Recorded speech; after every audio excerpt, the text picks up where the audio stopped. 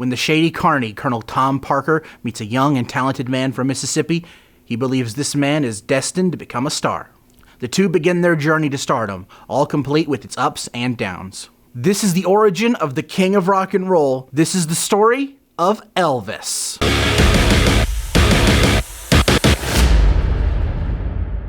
Elvis is the latest film in this sudden slew of rock biopics we've been getting in Hollywood nowadays. Except the one difference with this film is that for some reason the film isn't named after one of Elvis's songs. For example, the Queen movie was called Bohemian Rhapsody. The Elton John movie was called Rocket Man. I was really enjoying the consistency with that, but I guess Warner Brothers didn't get the memo. Elvis, as in the movie itself, is a solid film with a great lead performance and a gripping story, but is sadly bogged down by one disheartening flaw. And we'll get to that, but I want to talk about the good first, because there's a lot of good in this movie. Austin Butler takes up the role of Elvis Presley, and he does a fantastic job in this film. He's got his mannerisms down to a T, he's got the perfect voice, and to my surprise, he sings a majority of the songs in this film. So he already has something over some other Oscar winners I won't name here. Rami Malek. This is a performance I would not be surprised to see get some Oscar nominations next year. I really think he was that good in this movie. Now, when you're going to see a rock biopic, I'm sure you imagine what you're gonna get with it. You're gonna start with some nobody, see his life go up, take a dip, and then go back up again. And there's definitely points of that in this film too. But I can't deny that this is a very engaging story to watch in this film. The story of Elvis Presley is very tragic. Not to say other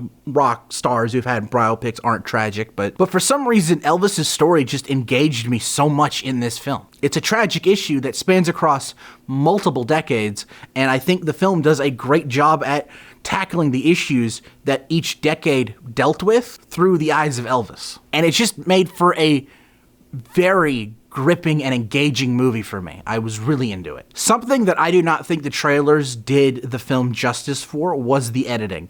I was not expecting to sit down to watch this movie and be bombarded by such wild editing, but I kinda loved it. The editing in this film is wild and fast-paced, and I felt the editing and the graphics and the visuals really helped a lot of the scenes in this movie, from the slower scenes to the exposition-heavy scenes to the time progression scenes. It made those scenes stand out a lot more than they needed to, honestly, and I really kind of loved that. Now, I bet you're wondering, what about this movie did I think was so dishearteningly bad I had to mention it up front? It's sadly Tom Hanks. It is so depressing for me to have to say that. Tom Hanks plays Colonel Tom Parker, the guy who basically ruined Elvis's life. And Colonel Tom Parker was a bit on the heftier side.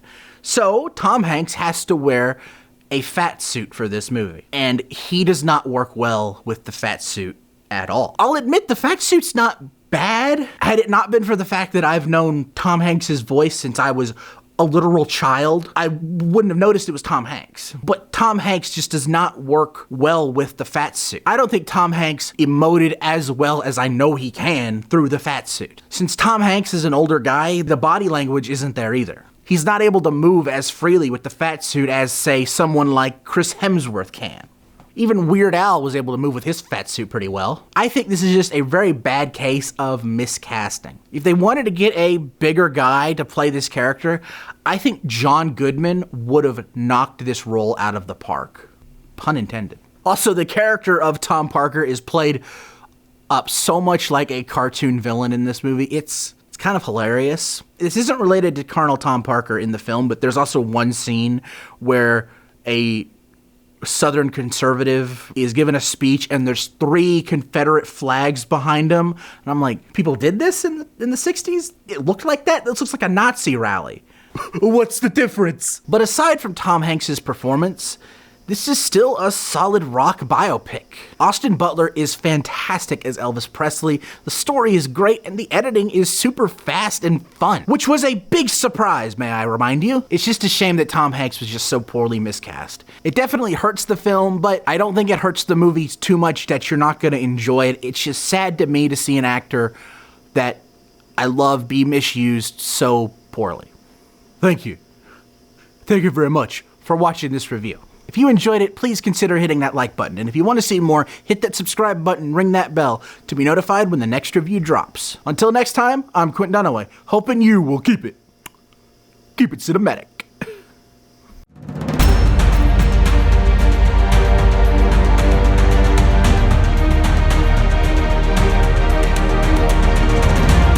Tom Hanks in a fat suit.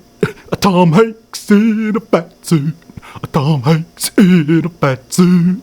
Tom Hanks in a fat suit.